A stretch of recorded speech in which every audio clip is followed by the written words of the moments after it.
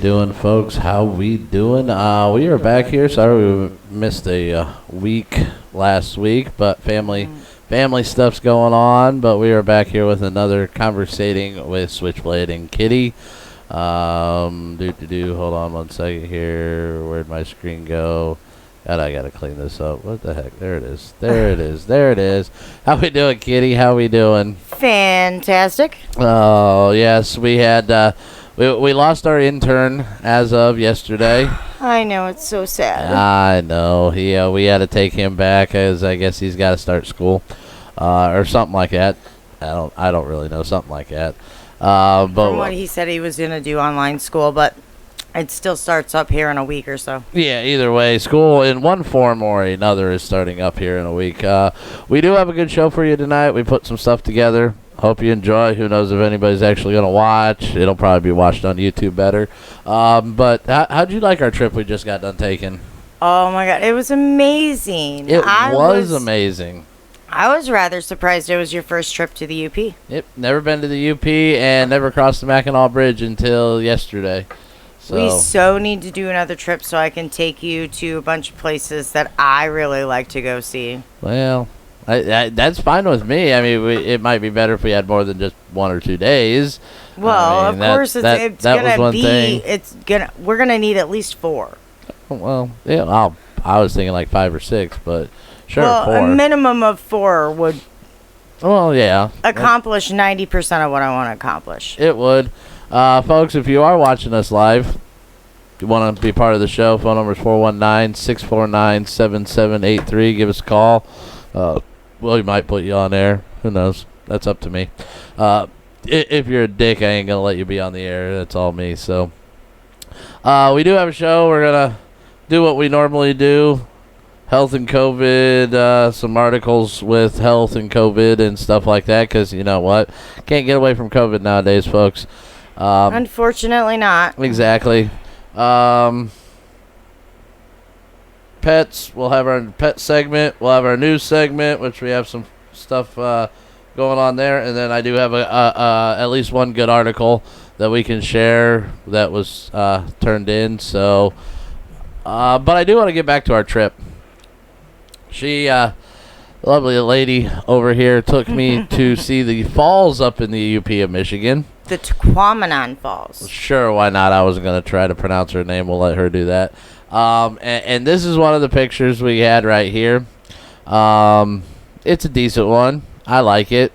It's a little distance away. You'll see that here in a second. I have about a handful of photos we're going to show you here. Just some good things. See what we saw this weekend.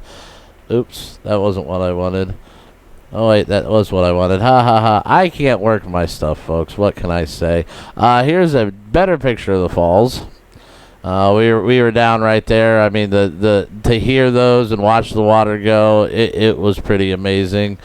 It was fantastic. And then all the little, like the chipmunks and the squirrels and stuff that came out to say hi. It was awesome. Would you wait till, I mean, I wasn't got to the the squirrel picture yet. I'm sorry. This is a picture from looking downriver after the falls. It's a pretty nice little picture there. There is another set of falls, folks. We just didn't. We didn't go down to one. No, this is kind of behind the falls there, a little bit, just watching them go. And then this was what she was talking about. A little chipmunk dude was probably only about maybe 4, maybe 5 feet away from us. He wasn't. That wasn't a chipmunk. That's a squirrel. Oh yeah, that's a squirrel. He wasn't social distancing though, like he should have been. No. Nah, he was coming right up to us and kind of looked like he was more of a. I wish we would have got pictures of the ones that were the one up by the building that got real close to us. The one up by the building. Yeah, when we were up by the pub. Oh yeah, it was kind of like inside the little pub area there. Yeah, and he kept coming up towards us. Well, they're kind of domesticated. They're not really domesticated, but they know where to go get food. Right, because people are dumb enough to feed them. Pretty much, and we saw a lady and her husband give their little, 2-year-old, 3-year-old a cookie to go feed it. Here's my problem with that. Wildlife should not be fed, period. No, Now, if they're wildlife. If they go scrounging, like this little guy that we just showed you, actually got into the trash can. I mean, it knows where to find food. They're not dumb, folks. They're actually quite smart.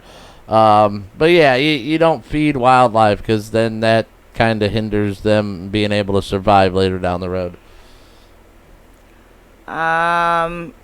Did you put any pictures of the bridge on there?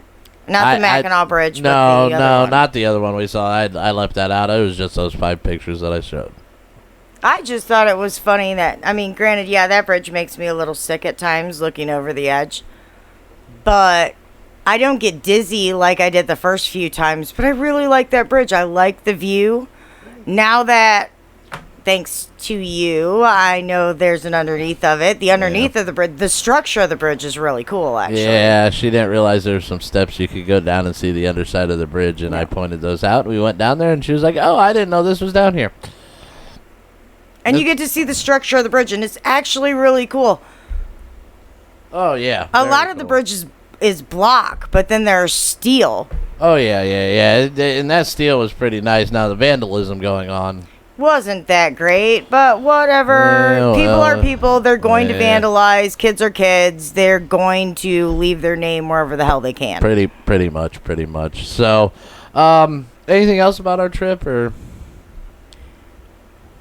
Just if y'all get a chance to go to the Upper Peninsula of Michigan, please do. It is one of the most beautiful places in the United States. I gotta say, I was extremely happy to go up there. So, it was a good time, good getaway.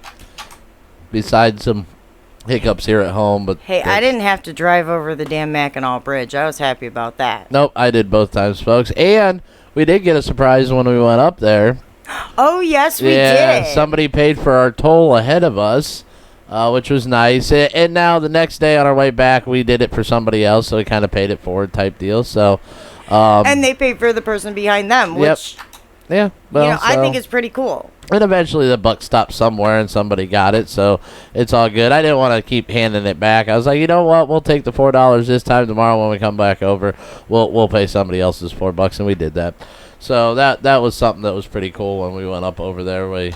We didn't have to really pay going across for the first time, and we could have just ended it with us, but you know what? $4, it's nothing. So we went ahead and paid $8 on the way back for somebody else. So going along the line of the pay it forward type of thing. Pretty much. I went out to eat about this time last year, and I was out by myself. And there was this veteran sitting by himself a couple tables away from me.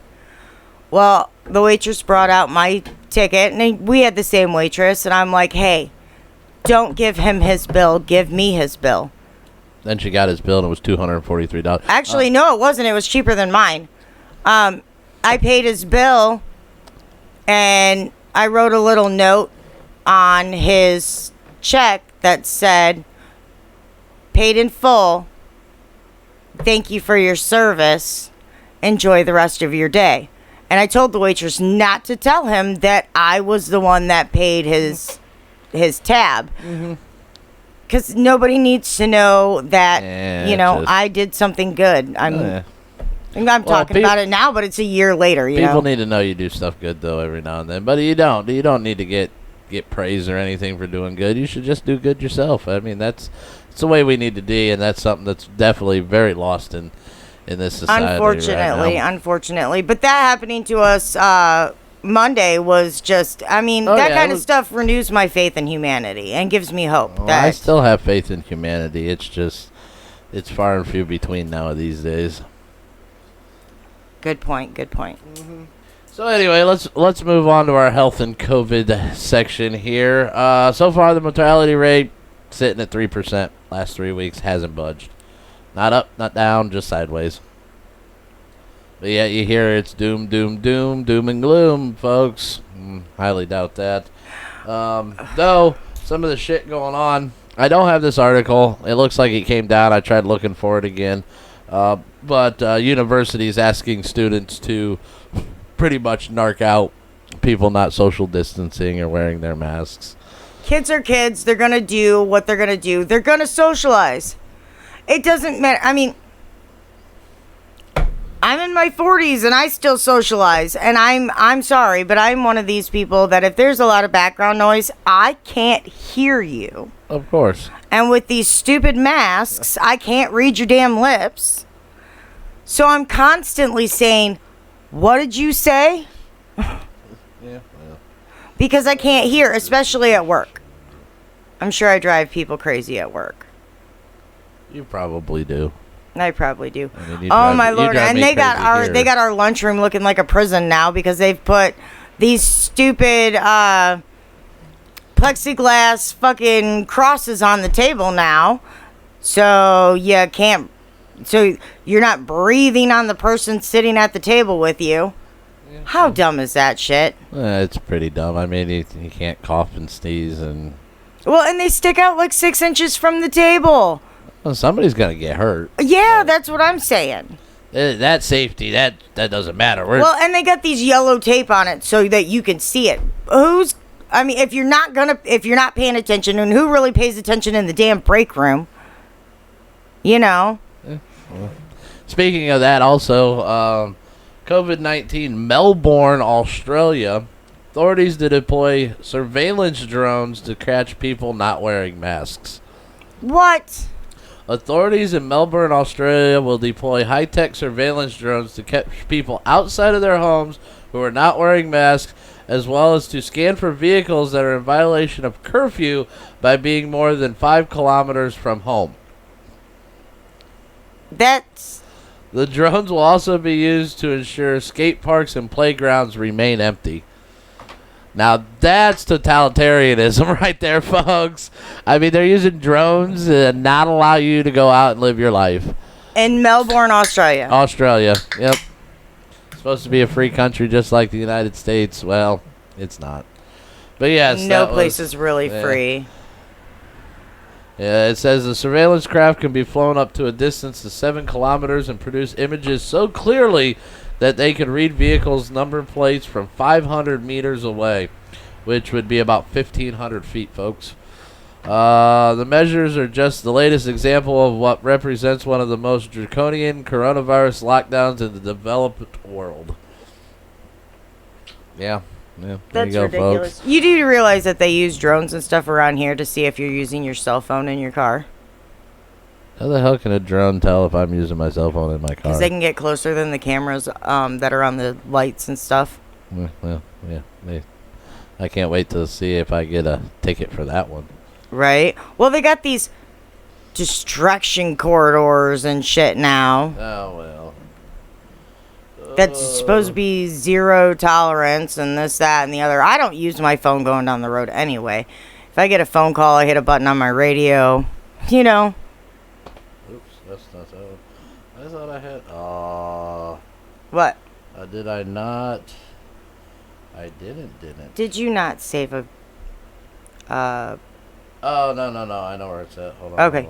Hold on. It's in a different app. Oh, got ya. Here's a headline for you guys. China says it began public use of COVID-19 vaccine a month ago. A month ago. Bypassing clinical trials. Why would you would you bypass clinical trials? Because it's China. China is claiming the dubious honor of the first nation to roll out an experimental coronavirus vaccine for public use, saying it began inoculating high-risk groups in late July. For those keeping score, that would put Beijing's civil rollout 3 weeks earlier than Russia's, which neither vaccine have yet passed standard clinical trials. Really? Mm-hmm. Yeah, even kind of Putin's vaccine was never really tested or anything else. And guess what? They're thinking about doing it here too and saying screw it. Okay, well, I'm sorry. This isn't about COVID, but it just came across my phone. U.S. Immigration and Customs Enforcement officers arrest 41 people in Michigan and Ohio during national month-long operation. For what? The agency announced during a national month-long operation, the agency announced Tuesday From July 13th to August 20th, Detroit Field Office ICE officers arrested 24 in Michigan and 17 in Ohio. For what? For being illegals. Oh. Damn illegals. The countries of citizenship of those arrested include Bangladesh, Burundi, Dominican Republic, Egypt, Guatemala,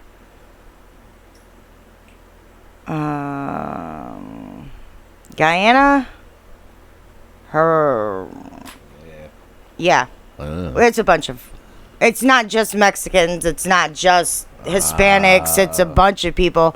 Like, they even got people from Vietnam and the Ukraine. Yeah, well, illegal's illegal. They need to catch some of these Canadians that are down here illegally. Yeah, them damn Canucks. They need to go back to Canada. Right? But those are the ones that are almost impossible to tell if they're American or not. Because Canadians don't talk a whole lot different. If they speak French, they do. Well, yeah. I know a couple of French Canadians you'd never know. Well, probably. Sorry, that just popped up and I needed to say something about it. That's fine. I guess we'll add that to the notes, even though it didn't fit into this segment right now, but whatever. Sorry. It's all good. Here we go.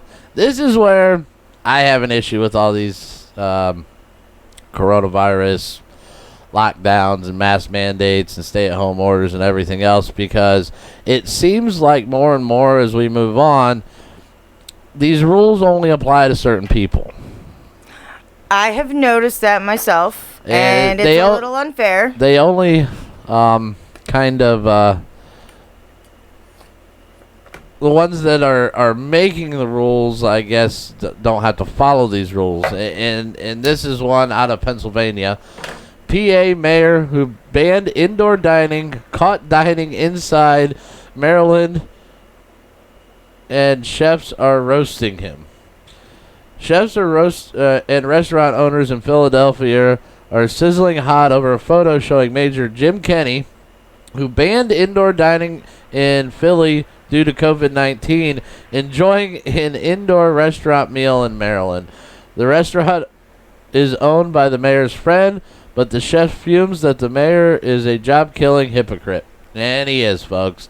You cannot say, oh, you guys can't have indoor dining, but yeah, and I'm going to go over here and dine indoors because I want to dine indoors, even though it doesn't follow what I'm telling my people that I'm supposed to be mayor of what to do. I mean, it's just hypocritical, and we see more and more of this going on with a lot of these different governors and mayors of cities and stuff enacting these regulations, but yet skirting these regulations and everything else just because I guess they feel that they shouldn't be should be exempt from. If you're gonna pass orders and all that shit for the people in your city or your state or what have you, you need to follow the damn shit too. Yeah, pretty much. Because it's only fair. You expect us to do it. Extremely fair. You expect us to do it, you should do the same thing. And, oh my God, people, stop shaming the ones that aren't wearing masks. You don't know if they have COPD or asthma or what have you, and they can't wear a mask. I have CSSP. Can't stand stupid people. That's a medical condition, and I'm gonna use it. Can I use CRS?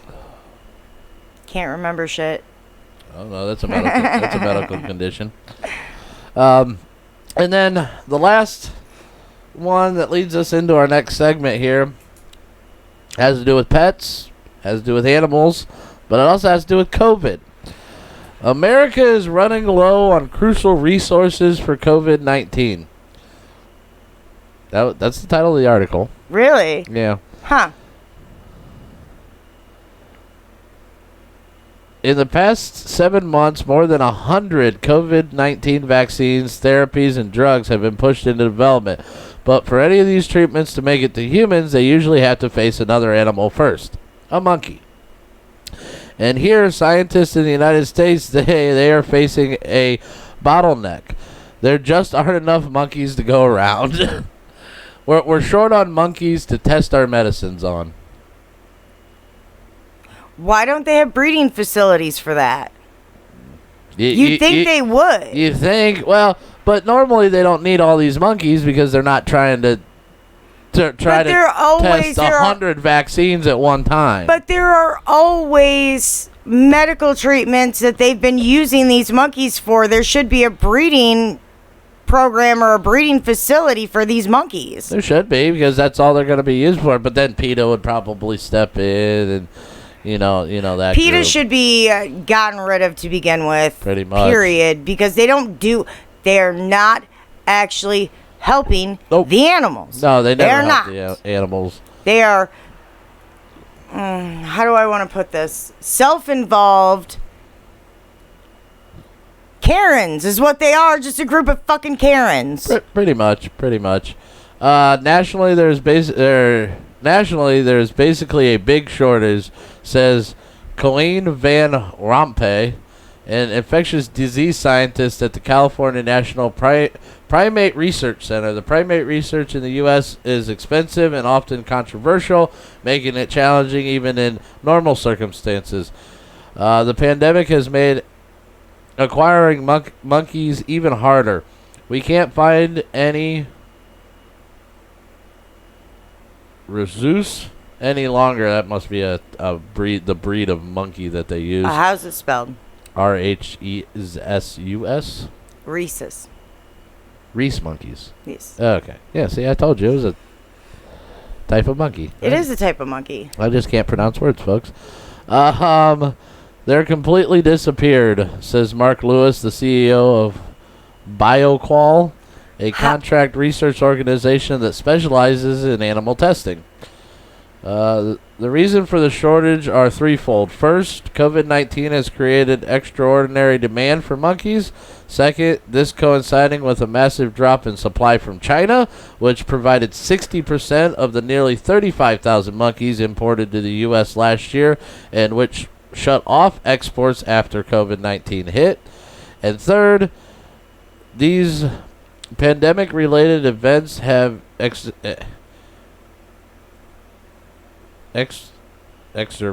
exacerbating pre-existing monkey shortfalls.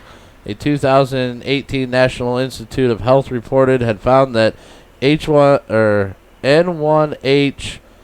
found in national primate concerns would be unable to meet future demand, and specifically discussed a strategic monkey reserve to provide surge capable for unpredicted disease outbreaks. So kind of like they were thinking about this in 2018, but again, we got 60% of our test monkeys from China. When you stop importing things, 60% of the monkeys disappear.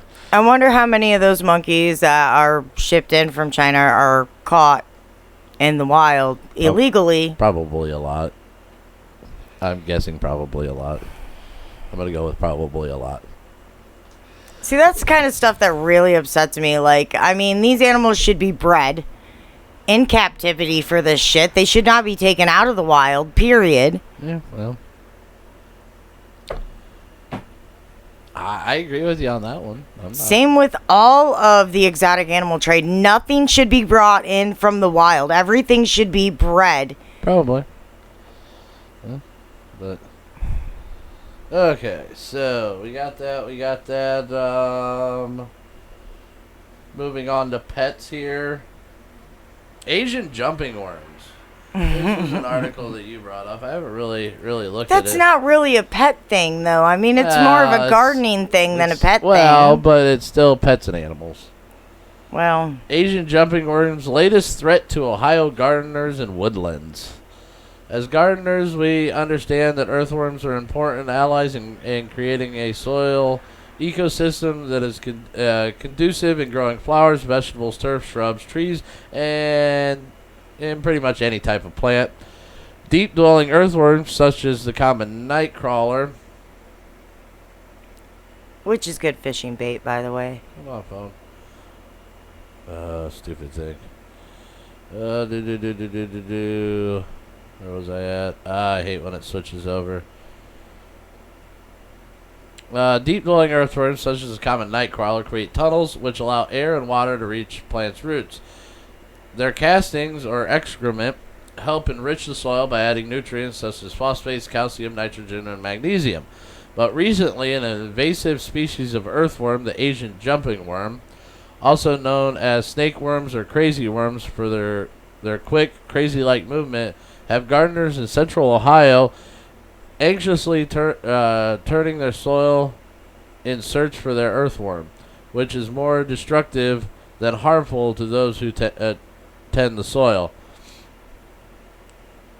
Their invasive species of jumping worms from eastern Asia arrived on the west coast of the United States more than 100 years ago and were documented in New York in the early 1900s. And because 2020 hasn't been disruptive enough or unsettling enough, Asian jumping worms started appearing in central Ohio gardens this summer with several dozen positive identifications from locations throughout Franklin County. So, yeah, they're disruptive. I would have to do more research on that to see if I could see if there's actually a visual difference between those and regular earthworms. Well, and I really can't tell if the picture they have here for this news article, which again, folks, everything's in the description.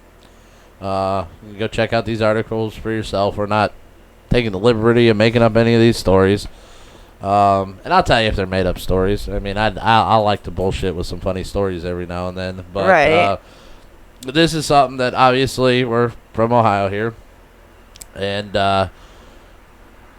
it is in our own backyard, so we want to make sure we pay attention to that and everything. The picture they show, it looks like a regular earthworm. Like, it's hard to... It would be hard to decipher. Yeah, so I don't know if it's just because they don't tunnel in the ground and they just lay on the... You know what I mean? I don't know. I mean, it does not explain in the article what it does to harm the plants or the soil. Yeah, well... I read the article and I couldn't see anything where it... Because these worms live and feed on the top of the soil, they are not effective at deep aeration of soil and actually create too much pore space, drying out the soil in the heat of the summer. So, additionally, these worms create a loose seed bed, making it difficult for plant roots to be established and leaving the soil most susceptible to erosion. The worms also have been observed feeding on roots of young plants. The negative effects of these worms are magnified on the forest floor, which they quickly devour layers of leaf litter needed to create humus to build topsoil and provide. So pretty much they eat the stuff before it's able to compost down into the ground. So they're eating that top layer of leaves and everything rather than going down and eating stuff out of the soil and everything. Got you. Like See, that's part of the problem with the world getting smaller and people traveling more and bringing in items from other countries and this, that, and the other. You're going to get invasive species. I mean, there are invasive species everywhere. Everywhere. Unfortunately, we have some here in Ohio, and there are in Michigan too. Mm-hmm. They are an invasive species. They are not native to the United States, but they're protected. Yeah. And that's the pheasants. Pheasants are not native to the United States at all. They were brought here by the English because they like to hunt them. Pheasants aren't protected. Yes, they are. Not here in Ohio, they're not. They are not considered a nuisance animal, and there's a season for hunting them. Oh, yeah, just like any other animal. But that's what I said. I know one of the neighbors and they're not even really classified as an invasive species, even though they should be. They don't really harm anything. No. But they're still not a native species. They are good eatings. They are. And they're very pretty. They're very good. Oh, that too, but they're very good eatings. But we don't have the ringnecks like we used to. They're mostly seshies anymore. Let's see here. Speaking of eatings. What's that, babe? Hold on. Let the article load real quick. I'm sorry. I got to do this off my phone. This is the way our stream comes through. Good. Everything's great. We need to set up a couple laptops over there, or at least one laptop for you and one well, for me. I have that tower I still want to work, and I was thinking, but if I put a monitor here, then we can't. Then I couldn't see your each other. smiling face. Yeah. So. Oh. Kim Jong-un orders pet dogs to be confiscated in North Korea capital Pyongyang. How do you pronounce their? I couldn't begin to tell you. Pyongyang. I don't know North Mandarin. Korean director Kim Jong-un has ordered pet dogs to be confiscated in the country's capital, saying the pooches represent Western decadence, but their owners fear Fido is really headed to someone's dinner table. More than likely, that's what's going to happen. Kim issued the directive in July to round up these pets, claiming they were part of a tainted trend by Borregious ideology. Oh, I hate when it does this. Blah, blah, blah, blah, blah, blah. Isn't his excuse that it's... A source told English edition South Korean newspaper.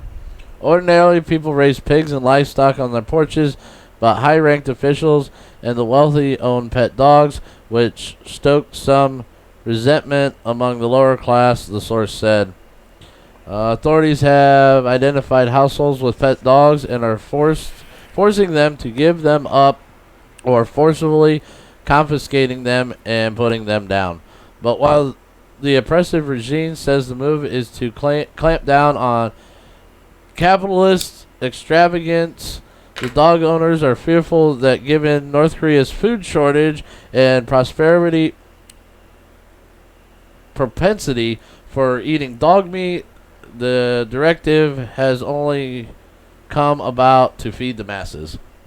So some of them think because there is a food shortage, I guess, going on in North Korea. We never hear about that, but they're saying it's... hear very little of anything that goes on in North Korea. Pretty much. Same with Vietnam. We really don't hear a whole lot out of Vietnam either. Not so much. Besides the fact I see a lot of made in Vietnam tags on a lot of the stuff that you Yeah, get. a lot of the stuff. A lot. Hell, I could probably find something right here that's made in Vietnam. Probably. Any other pet topics you want to talk about tonight, or other than adopt, don't shop, and please, people, don't be a backyard breeder. Spade and neuter your pets. We do not need more backyard breeders. Backyard breeders are the biggest cause of bad breeding and a huge cause of overly aggressive dogs. sounds about right? Yeah. Don't be a backyard breeder. If you're going to be a breeder, please be a state licensed breeder of a specific breed. I mean, accidents happen. Obviously, dogs get pregnant before you can get them in to get them fixed. Just try to get your dogs in to get them spayed or neutered before they hit sexual maturity, right at that age where they're allowed to be done. Yeah. Well said. Very well said. Thank you. Anyway, moving on. We have news and a good news, but I want to throw this in. So today's September 1st. Yes. Today's fun holiday. No Rhyme or Reason Day. You ever heard of No Rhyme, No Reason Day? No. So September 1st is No Rhyme, No Reason Day. The unofficial holiday is dedicated to the English language idiom no rhyme or reason, which means something that occurs without a purpose or explanation. The idiom is thought to have first found its way in the English language through the 1460 book, The Book of Nature by John Russell, though it is most famous for its appearance in the 1590 Shakespearean play Comedy of Error. It once again showed up in Shakespeare's 1600 play as you like it. The holiday is also known in the United States as National No Rhyme or Reason Day or National No Rhyme Day. How to celebrate. Do you need a rhyme or reason to celebrate this fun holiday? Here are some ways you can honor this expression. What about celebrating this holiday by tapping into your creative side? Spend the day writing free verse poetry without any rhyme.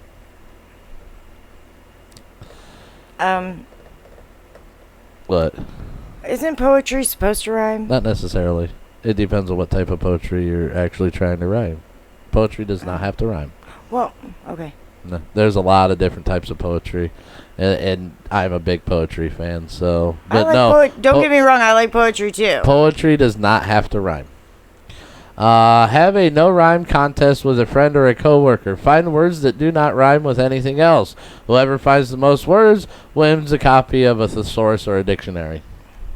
Kind of have to have a who has a thesaurus or a dictionary lying around anymore? Hold on.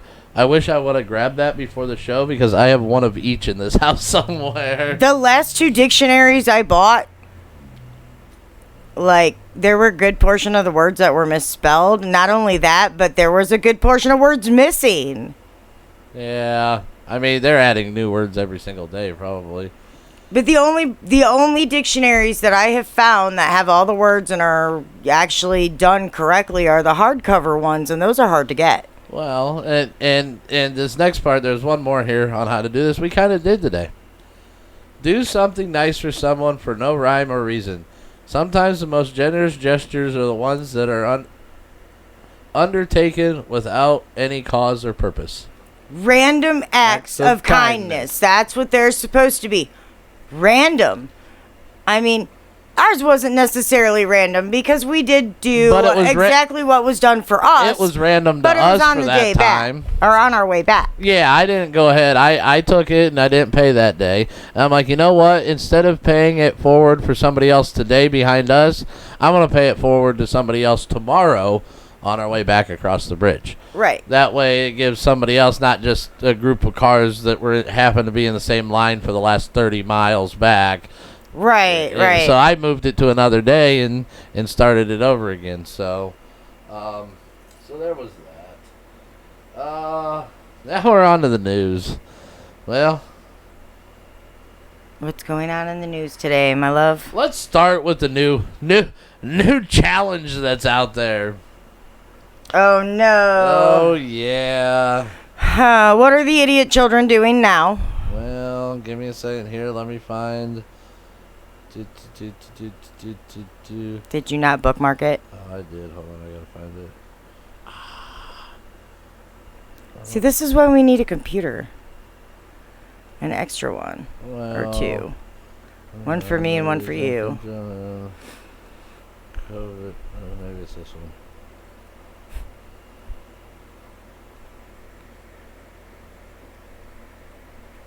Oh, on phone. What the hell? I love when this happens. Gotta love technical difficulty and. Always. We always seem to have some sort of technical difficulty when we do this show. Of course. Maybe it was on my news. Let me go. Because I have 2 different apps I use to bookmark articles that I want to use on the show. Maybe it was on. Well, since you're busy looking for that, I am going to give our listeners a heads up.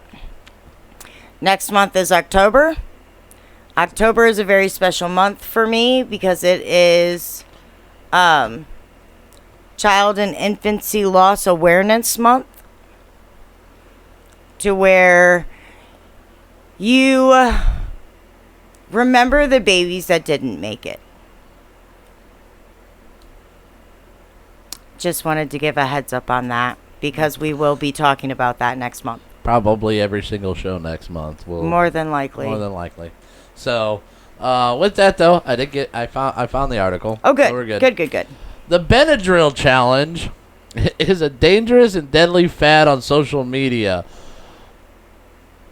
Supposedly, I haven't heard of this yet. I have not heard of this either. But yeah. I didn't hear of any of the other ones until this one after the fact. Yeah, this one came across today or yesterday. So on August 31st was when this is part of. The Benadryl challenge is a dangerous social media fad on the. Oh, That's probably why, because we don't have this app.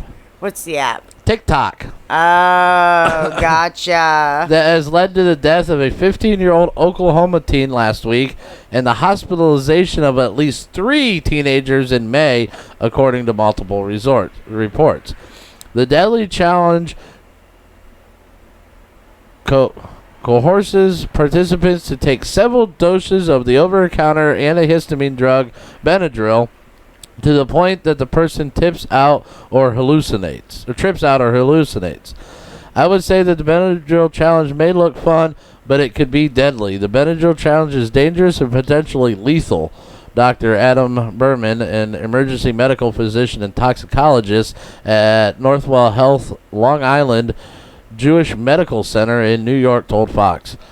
In normal doses, Benadryl is safe. In an overdose, Benadryl can cause the heart to beat irregularly, which could eventually lead to the heart stopping.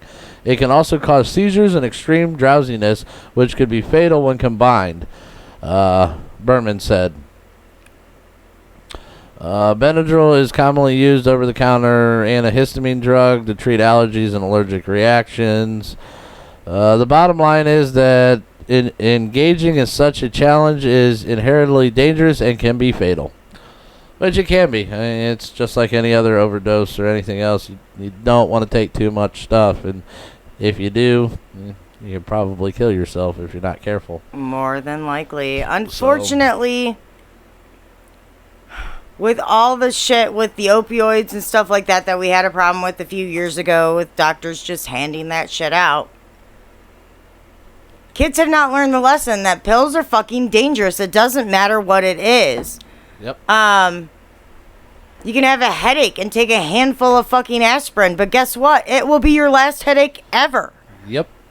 Just because you can take it and it helps out, I mean, there is a limit on how many you can take or how much you can take in a certain given time. Right. I mean, caffeine, too much of it can kill you. Too much alcohol can kill you. Too much nicotine can kill you. Hell, too much oxygen can kill you. Yes. People don't know about that. You can have oxygen intoxication. Too much oxygen could actually kill you, or too much pure oxygen could kill you. Yes, we need oxygen to breathe, but too much of it could kill us also. So, let's. I don't know if I want to. That would have been a bad pun. What? I was gonna say let's touch on the priest thing. Yeah, that's a bad one. Locally here, we had a priest get arrested 2 weeks ago for child trafficking, and not just child trafficking, adult trafficking and pedophilia. He, I guess, had been here for a while, and he had actually got transferred from another Catholic church. Because they have a tendency to do that. Because he was accused of the same stuff there, too, and they kind of tried to shove it under the road. And he had been here for, 20 years? Something like that, yeah. He had been in this community for quite a while, and haven't really heard much on it. I don't have any articles on it or anything, his name, and we can talk about that again later. But yeah, this priest touching, I knew about this, and the people had known about this for how long now, and it's still something that keeps rearing its ugly head around multiple areas, but it really shocked this area to find out that it was somebody in our area, one of the Catholic churches and schools, because ours is a school. Yes. In this area, that he was actually trafficking kids and even adult women. Yes. So it wasn't just children. It was the adult women and stuff also. So we did that. Do you want to do presidents or BLM? Because I think the president one we could talk about for a little bit, but it's up to you. Well, let's do the BLM article here. So, yeah, Black Lives Matter. Don't get behind the organization, folks. It's a Marxist group. They don't care about black lives. They only care about black men shot by white cops.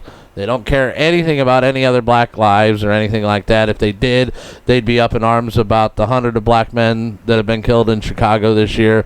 The 60 by other black men. Yeah, the 60 some murders that have taken place in Cleveland, the hundreds that take place in New York City all the time by other black men. They don't care about black lives.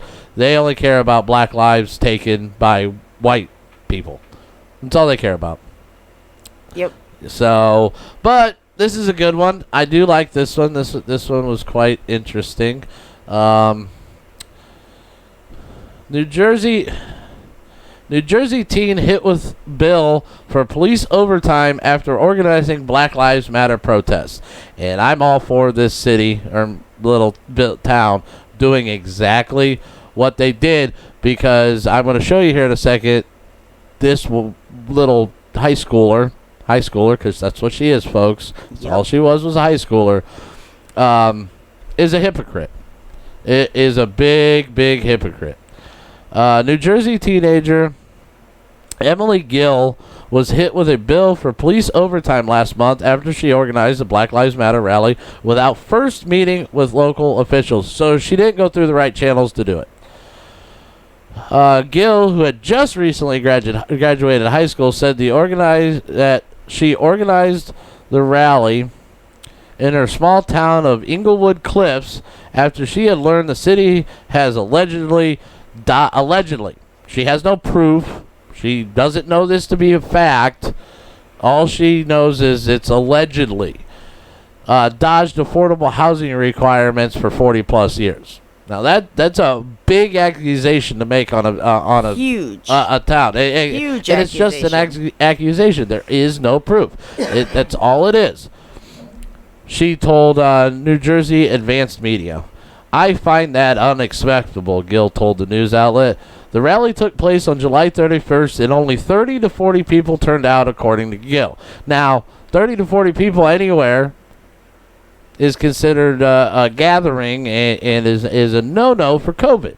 Except if you're protesting, I guess. Then you can have hundreds of thousands, and I guess COVID doesn't spread in those situations. I guess not.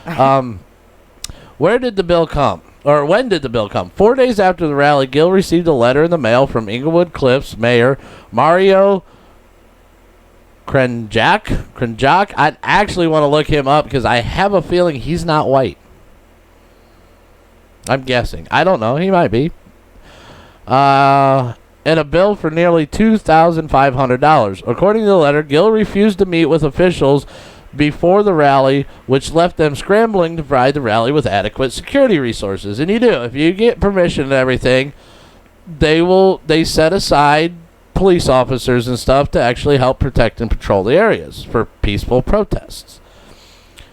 Please promptly forward your payment to the bureau in the amount of $2,499.26 for the police overtime caused by your protest. Your lack of notification left the borough with little time to prepare for your protest so that the police department and Department of Public Works could ensure that everyone would be safe. Gill, however, claims that she tried to meet with officials via Zoom because she had concerns about COVID-19. Okay, so she's okay setting up a protest and everything that's going to have more than 10 people gather together and not give a shit about COVID-19. But yet she's concerned about COVID-19 and going to meet 4 or 5 people on the local boards to be able to get permission to have her little protest. But did it say that she actually got a hold of them or she tried? She claims she tried to meet them over Zoom because she was afraid of COVID. That's why she didn't go down to where she needed to go down to and talk to people. That's ridiculous. Well, it is. I mean, okay, so she was okay with setting up a protest with 30 plus people. Right. Or she didn't know how many were going to turn out. Right. Well, she was probably hoping for more than that. Obviously, probably a lot more than that. But again, she's okay with that, but then claims that she was afraid because of COVID. That's why she didn't go down in person to take care of this matter, to meet with a couple people, but she was okay having a gathering of more than 10 people to I mean, that's hypocrisy all day long. Right. If you're afraid of COVID, then why are you putting on a protest where you could put more people in danger of getting COVID? Right.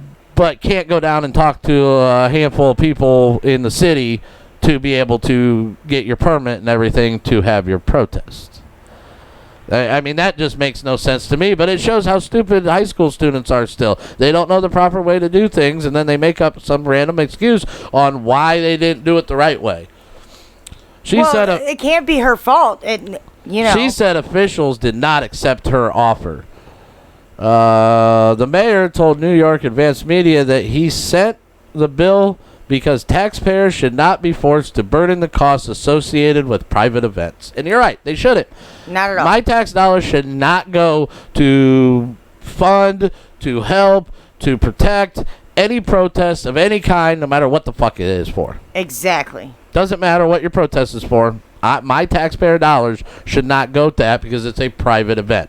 Exactly. So, as with any privately sponsored event that takes place in the borough requiring police safety, an invoice was sent to the organization for police overtime since it would be unfair to require our residents to financially support a private event.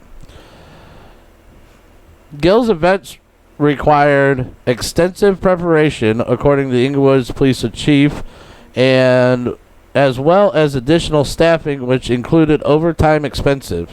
For her part, Gill claimed the city was retaliating against her for speaking out about affordable housing. Again, it's accusation. She obviously has no proof. She could have gave that proof to the news source right away, going, well, here's why I was doing this. This is why. You could just see right here, it's egregious on there and everything else. But right. She has no proof. It's just she heard it. She heard that 21 years prior to her even being born and up until now, they skirted the affordable housing and all that stuff. I really don't know how true that is. I think this little girl's just trying to backpedal because she has no actual information or anything like that, and she just wanted to try to make a name for herself. Probably. So again, folks, go check out the link. It's down in the description. I'm just reading it, and I'm adding my 2 cents in on what I feel about it. Protests don't do anything. Don't protest. It's a waste of time, waste of energy. It's better off that you act and try to have other people act the way you want our society to be, not go out and waste a bunch of people's time and look like goofballs standing in the corner, or like a video I showed today, get run over by cars because you decide to block the roads, which again is illegal when you're protesting because you cannot stop people from freely traveling. Exactly. So I don't understand these protesters and stuff nowadays. I don't get it. They're protesting for stuff that doesn't really matter. I mean, it doesn't really affect them. I'm talking about these people that are not really associated with the group that they're trying to fight for. Well, no, not at all. And actually, if you see a lot of Black Lives Matters, half of them are white people. There are a lot of black people that don't agree with the Black Lives Matter. Oh, there's a lot, and and right now, those are the black people getting prosecuted and name calling and saying they don't know. They know what Black Lives Matter is. It's a Marxist group. The leader and the creator of it is caught on camera stating they're trained Marxists, communists, socialists. That's what they are. So yeah, no, that's not a group I'm gonna back. No, me either. So, they had me at the early stages. They lost me later, even though I knew about Black Lives Movement 4 years ago on the Trayvon Martin. Yeah. So, again, that was a tragic loss, too. That guy, I hope I never see him, because that kid should have never died. No. That was a stupid thing right there. Oh, can we talk about the homeowner that killed a intruder at 1:30 in the morning? I don't have that article on me. Okay, well, let's save that one for next week then. Okay, we'll put that down next week, folks. We're gonna talk about that because the guy didn't get prosecuted and people are up in arms about it. We don't know if it's a guy. I think it was a guy. Probably was. More than likely was. Killed a 17-year-old breaking into his house at 1:30 in the morning, and people are outraged that the city isn't pressing charges on him. But that's for next week, folks. So we got a topic you can come We'll enjoy. do a show next week. We'll do a show a week after that. The following week, we will not have a show, folks. I'm sorry about that, but that is my personal time that I am going to take, and I am not going to be here for the show. Okay, she might not be here, folks. I might do a show by myself. It might conversating with Switchblade and Kitty, and Kitty on hiatus. I can have somebody sit in. Maybe that's Brett. That's the week of the 21st, 22nd, and 23rd. I know what it is. Maybe I'll have Brett sit in. Maybe. See if he can earn his show back. Yeah. We'll I doubt it. I don't know. You know how. I don't know. Yeah. You know. We'll talk about it later. Yeah. Well, we're okay. Presidential elections coming up, baby. Who are you voting for? You don't know. Right now? Trump. Nobody. Probably or nobody. I mean, usually on situations where there's not really a good candidate, I will write in a candidate just because why the hell not? And it's usually a fictional character because there really isn't anybody in politics right now that I'm interested in. No, that's or that I think would do any better job than any of the other idiots in Washington, D.C. at this point. Well, and one, I don't want Biden in there. No. Definitely don't Biden. That's why the man cannot make a cohesive sentence. Speaking of cohesive sentences, let's make sure that's up. Let's hope this doesn't come through too loud, folks. We'll find out here in a minute. Let's hope this doesn't come through too loud. COVID has taken this year, just since the outbreak, it's taken more than 100 years. Look, here's the lives. When you think about it. What? Hold on. Let's hear that again. COVID has taken this year, just since the outbreak, it's taken more than 100 years. Look, here's the lives. When you think about it. That was Biden right there, folks. Hold on, I gotta hear this again. It gets funnier the more you hear it, by the way. COVID has taken this year, just since the outbreak, it's taken more than 100 years. Look, here's the lives. When you think about it. I don't even understand what he was trying to say or where he was trying to go. And I don't know where he was trying to go, too. But I think at the end, and I was trying to find the video because what I heard is a little. It is that statement, but then he adds that COVID has taken more lives this year than any other year. Well, no shit. Because this is the first year COVID's been around. And I heard he says that in there, but that's kind of what he kind of. COVID has taken this year, just since the outbreak, it's taken more than 100 years. Look, here's the lives. Taken 100 years. When you think about it. Yeah, I don't get that whatsoever. What are we supposed to think about Biden? I mean, you didn't tell us anything. That sentence was so. How do I want to put this? Like, COVID has taken this year, just since the outbreak, it's taken more than 100 years. Look, here's the lives. When you think about it. Does he not have speechwriters or what the hell? Is he trying to go off the cuff and not read what's in front of him, or he really should read what's in front of him and not try to go off the cuff because he doesn't. Not good at it at all. No, not at all. His mind just does not track well. I guess that's what I'm guessing anyway. Good old senile Joe Biden. So, I told some people that I'm voting for Trump this year because I definitely don't want Biden to be president. No, neither do I. And so over the last 4, 8, 12, 16 years or so, every 4 years, I don't really vote Democrat or Republican. I vote independent, and I vote for the person that I feel best, even if it's a third party. And I have people tell me, oh, you should vote for one or the other. You're wasting your vote. You're doing this. So now I say I'm voting for Trump, and I have people, oh, you shouldn't be voting for him. I'm like, you got to be fucking kidding me, folks. So can't win for losing. Yeah, I can't. I mean, I I could care less about either of these two. They're both fucking morons. I don't want either of them as president. But if I got to choose one or the other, like I've been being told I had to choose over the past couple decades from voting, I'm going to vote for Trump. And now I guess that's not the right answer either when I pick the lesser of two evils right now. My dad used to say all the time, don't change dicks in the middle of a screw. Vote for the asshole of this year, too. Yeah, well. But yeah, I'm not, I mean, I don't know. We'll see. I'm voting in person. I'm not mailing in my vote. You're going to I'm going to vote in person. Yeah, I'm not mailing vote. in anything. I'd recommend most of you not mail in your vote. If you can stand in a line at Walmart, you can stand in the line at a voting booth. Yep. You don't have to.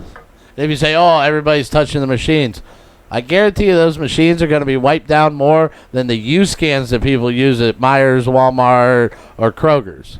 Let alone the friggin' the touchpads for the debit cards. Exactly. So I really don't think that should be your concern about going to vote.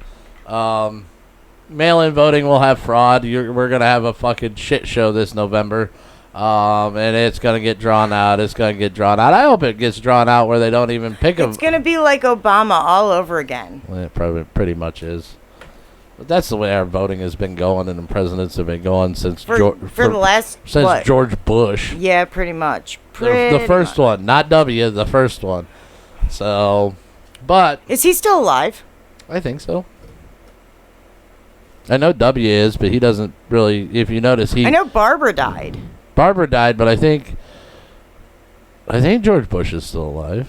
I'm gonna look that up. Honestly, I don't know. I know W is, but he's staying out of the limelight right now. If you've noticed, you don't hear from Clinton and Obama, but you don't hear from George W. Bush. No. So obviously we touched on mail-in voting. I don't know. Tonight went pretty well, baby. Yeah, it did. It's been an hour. Oh well. I mean, I don't have anything left to talk about. I got one article. I got my good news article yet. We're going to go out on the good news like we're going to try to do every single show. Nobody called in again. Thanks, folks. I appreciate it. He is still alive. Is he? Yeah. Cheney's dead. Cheney's been dead for a few years, Yeah, though. I knew Cheney died. But yeah, I don't think he's doing too hot, though. Really? He is younger than my mother.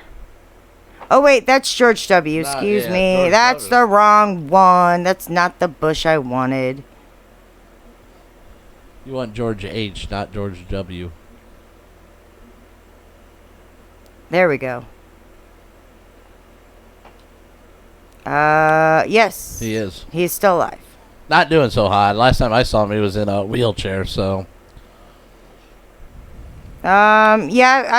He probably isn't. So George W. Bush is like 4 years younger than my mother.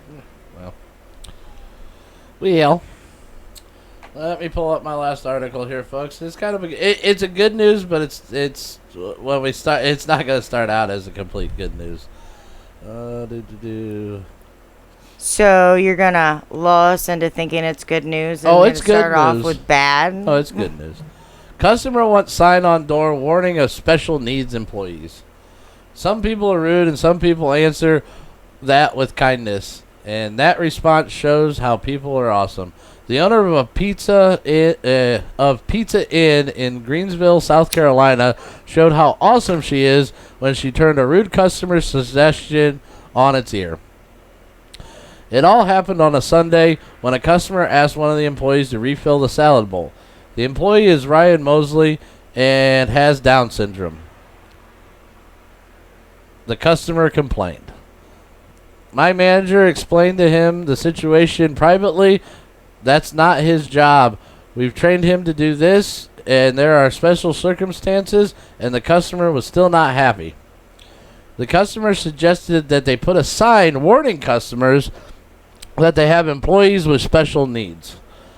When Amanda Cardigan, who owns and operates the beloved Pizza Inn, heard this, she was instantly offended.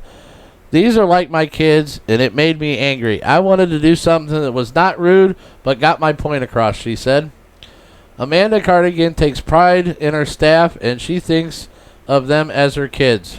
Her Pizza Inn staff is diverse. She says that around 60% of her employees have special needs. If you have the patience to let them take their time and learn at their pace, when the light comes on, they are unstoppable. It's people like Cardigan who can change the world by taking the time and effort to help others in needs. Some of us have different color hair. Some of us have tattoos. Some of us have different walks or personalities. But as a unit, we are family. Cardigan wanted to do something about the situation. Let me do this. Wanted to do something about the situation. She was angry and protective of her employees. She took the customer's suggestion of posting a warning and decided to change it into an inspirational way. She posted a sign of her own, but unlike the customer's rude warning, this was a notice full of kindness and heart. The newly posted sign reads, "We are proud to be an equal opportunity employer and hire all of God's children." Precise and to the point, and the sign was a big hit in the community. The little note created a swell of pride for Cardigan, her employees, and her customers. And does Cardigan care what the complaining customer thinks of her sign? If he is not okay with that, then I'm okay with him not coming back, said Cardigan. That's $1 I don't need. Ryan Mosley started working at the Pizza Inn over the summer and has excelled in Cardigan's kind and loving environment. His mom, Angie, said that Ryan loves getting his paychecks. He loves the fact that it's his money in the bank and he can actually go buy his favorite video game. Angie Mosley is very proud of her son's achievements, and she was disheartened when she heard about the complaint. So few businesses take the time and effort to hire people with special needs. We parents with special needs children are always faced with breaking down barriers, stigmas, teaching other people that our children are more like them than different. The video is very inspiring. Amanda Cardigan runs a caring and compassionate pizza joint that rises above and beyond the norm. Her story and what she's doing with her restaurant could have us all striving to set higher standards. Rise moms hope that this new sign will spur people on the more open-minded, and we can all endeavor to be more welcome of differences. And it says watch below. Again, folks, go check it out if you want to see the video. But that's a little heartwarming. She did it the right way. She took care of a rude customer with kindness rather than either bending to their will because they're afraid they might lose a couple dollars. I have tried to understand these people that are scared and nervous of special needs people, like people with Down syndrome or people with I'm trying to think of another one that is fairly obvious that they're special. Oh, not multiple sclerosis. Cystic fibrosis. Oh, cystic fibrosis. I don't understand these people that are scared and nervous around them. They're some of the most loving individuals I have ever met. I would honestly rather be around a bunch of people with Down syndrome than be around normal people, because they don't put each other down. They don't put anybody down. Mm-hmm. They lift everybody up, and they will make you feel so special and so loved. Oh, yeah. They give the best hugs. They really do. Sure. I don't know. I've never been hugged by a special needs kid. I spent a lot of time with the special needs kids when I was in high school because that's where I felt more comfortable. They weren't the one. They didn't pick on me like everybody else did because I was fat and I was weird. But you know what? I like being weird. Being weird is who I am.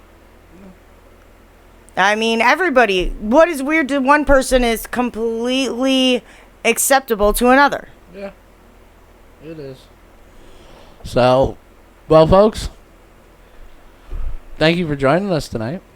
It was a wonderful show. That was. We did a good job. We got some information for next week. Catch us here next week, folks. I'll try to post something. We're going to try to do them on Mondays, not on Tuesdays. But again, with family things, taking our intern back home for school and everything over the last week and a half, it's been a little hectic. But for the most part, do you have anything to say, baby? Have a wonderful day, folks, and we will see you next week. That's right. Have a wonderful evening.